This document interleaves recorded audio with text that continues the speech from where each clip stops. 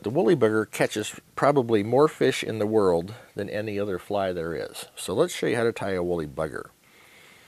We're again going to start our thread and cross it, go back over it, back to the straight shank of the hook. Thread hang down there. Now the woolly bugger uses a tail of marabou. This is actually from a chicken or a turkey. It's not from a marabou stork because they almost went extinct years ago. Too many people wanting marabou feathers in their hats. So now we rely on marabou from turkeys rather than storks. So I pulled the stuff that was all stuck together and really short off the stem to get to a point where there's a cluster about like that, 3/8 of an inch or so of marabou I can pull off the stem. Then I'm going to go out to this end, and if you cut marabou, it leaves you really flat, ugly looking ends. But you can take it in your fingers and really lightly break off the extras that are a little bit too long, and it gives you a really nice even tail without looking cut. So we want the tail to be not quite as long as the entire hook, so about like that, measuring from there to the eye of the hook where my front fingers are. Going to trade to where those fingers were, and I'm going to cut the back sections off. These can be square because we're just going to tie them in by these. So now all we want to do is just lay those down on the back of the shank, go around them, cinch them down straight down, and wrap over the butts. Now we've got a nice marabou tail. So next, we're going to tie in our body material. And you remember I said that you tie in things in the reverse order of how you wrap them. So what we're going to do on this body is it's going to have a chenille body with hackle over it with a wire wrap. So since the wire wrap is last, it's the first thing I'm going to tie in. This is some fine copper wire that I actually salvaged out of some old computer or cell line or phone lines laying around the house.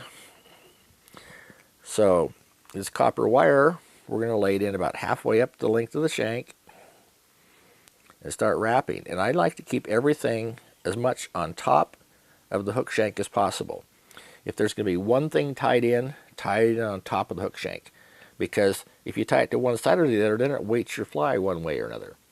And if you tie it in on the bottom, it starts closing up your hook gap as you add more materials. If there's two materials, then you can tie them in on the sides and it'll balance. But with just the copper wire, we're going to tie it in right on top, holding it up away from the body as I go around and letting the fly tying thread pull it down so it runs down the back of the fly. Now we're going to tie in our hackle because it's the thing that will get wrapped right before the wire. I'm just going to take it by the tip, I'm going to flare it out so I can wrap it without it matting down, like that. Take that tip, wrap it in on top of the hook shank.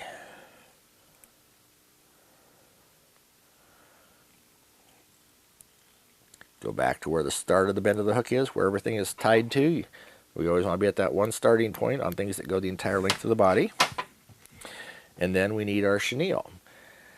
Now if you notice, I'm using different colors on this fly. This is a green and brown variegated chenille. And by simply taking a pattern and adding a couple different materials, you're going to see how much it changes the appearance of the fly. So we're going to wrap to the front. We want to tie this in on top and hold it up as we wrap over it and pull it down so it stays on top of the hook until we get back there to where everything else is tied in. So there's a nice finishing point right there. Run our thread back up to the eye of the hook. Make sure that there's a good coat of thread on the eye of the hook because we're going to cover that area now. Then we're just going to take our chenille and we're going to start and we're going to wrap. Do just like we did on the woolly worm. We're going to space it out. About like that. About one width behind the eye of the hook. One width of the chenille behind the eye of the hook.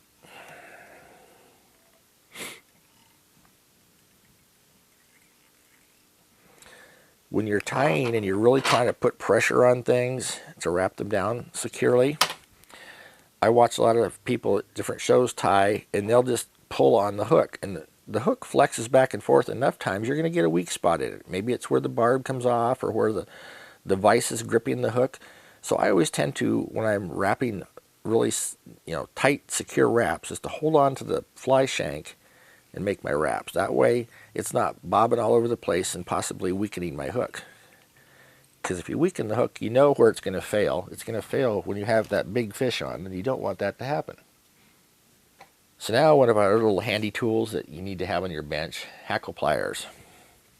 I'm just going to grab this feather by the butt section there, and I'm going to start and just wrap it around and let it flare out as I go.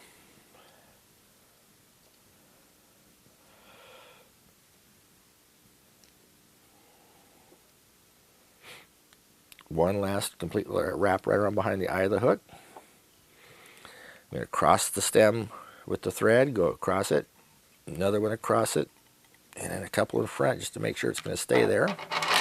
Again, I'm going to just run my scissors in there and clip them. Clip the stem without really seeing where I'm clipping, because go by feel. Pull those fibers back and make just one or two wraps around there to kind of hold those back. Now this fly could be fished this way without wrapping our wire up that we put in, but here's what the wire does. A fish comes up, first, second, third fish you catch in this fly, and a teeth hooks in any of that hackle stem and breaks it, this feather will come unwound because it's only attached to the front and the back. So to make this a more secure fly, and this fly does catch a lot of fish, we're going to use a wire rib on it. In a wire rib, you don't go the same direction front to back over the top that you did with the hackle in the chenille. You go the opposite direction. So it's called a reverse rib.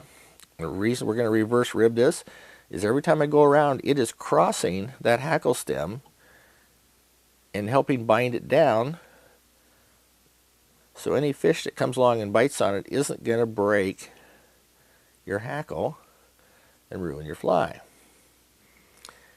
We get up to the front. We're going to again cross over that. Do it one more time from behind. I'm going to go in and cut the wire.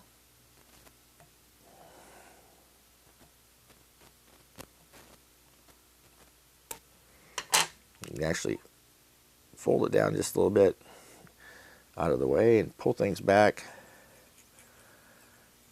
Form a little thread head up there. A couple half hitches. Do one more on there.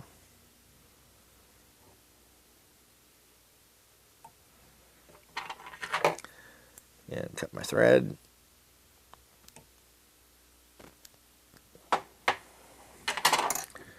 Add just a touch of cement, let it soak into that thread.